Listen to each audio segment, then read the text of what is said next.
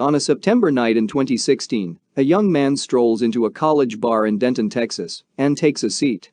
He chats easily with the women around him and seems like any other carefree student out for the night. But Charles Bryant is not who he seems. The 29-year-old doesn't attend the University of North Texas, located just across the street. In fact, he's barred from even stepping foot on campus because his ex-girlfriend, freshman Caitlin Mathis, has a restraining order against him. Just 6 days prior, he was arrested for stalking her, and his night on the town is actually carefully planned to be within the conditions of his bond. As Bryant flirts with women at Fry Street Public House, no one knows his behavior is about to take a deadly turn. Welcome back to True Stories. Join our family in exploring some of the most twisted true crime cases. As always, don't forget to give the video a thumbs up and subscribe.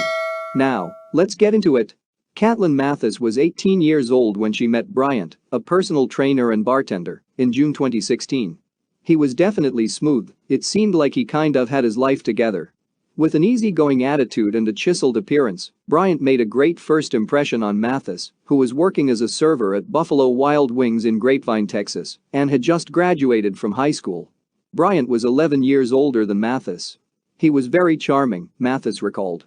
But Bryant's friendly facade would fade after only weeks of dating. He was very controlling. He always had to know where I was, Mathis said. During an interview with correspondent Jim Axelrod, Mathis said she started to recognize that Bryant was a bit of a narcissist. He needed my constant attention, Mathis said. As she started the fall semester at the University of North Texas in Denton, Mathis decided to break up with Bryant. He didn't take the news well, and things escalated quickly. When Bryant appeared at her dorm room the day after their breakup, Mathis called university police who banned him from campus.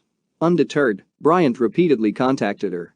But Mathis was not interested in reconciling. At that point, I was scared, Mathis recalled. And she had a good reason to be.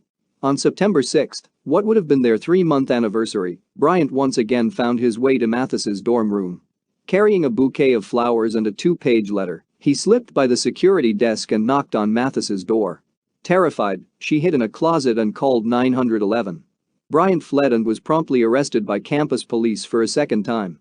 Mathis wouldn't see Bryant again as a free man, though he didn't stray far.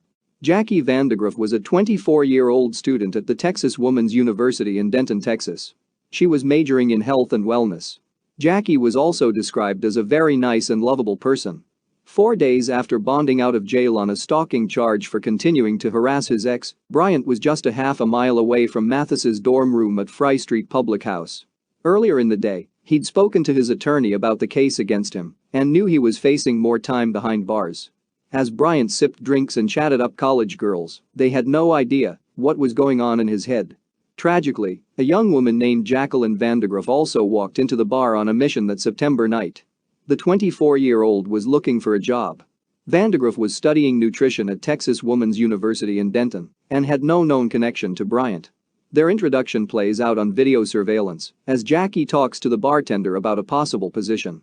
Just hours after meeting Bryant, Vandagriff was dead. Her mutilated body was discovered at Grapevine Lake on September 14, 2016.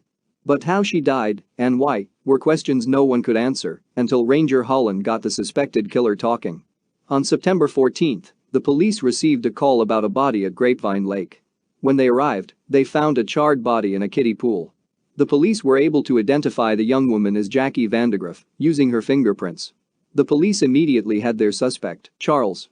He was identified because he had given another young woman his business card, and the police recognized him because they dealt with him just shortly before Jackie's death.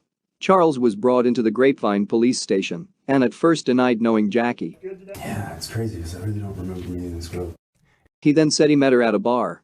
Ranger Holland was assigned to talk to Charles.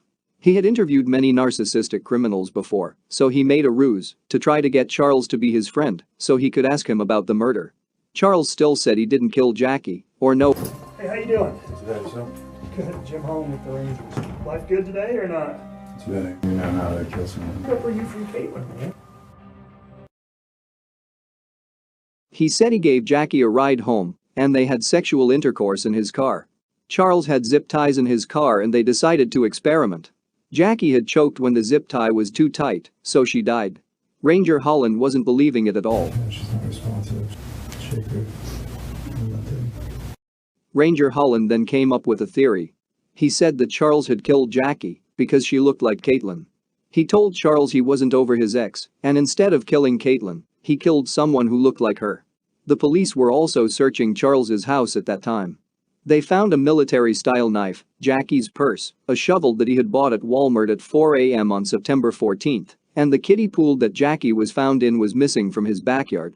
Once Charles was confronted with the evidence, he told Ranger Holland that he must have done it and set her on fire to destroy evidence. Charles was arrested and charged with murder.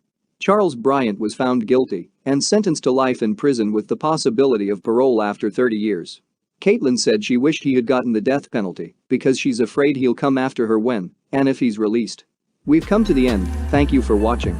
Don't forget to give the video a thumbs up and subscribe. Till next time.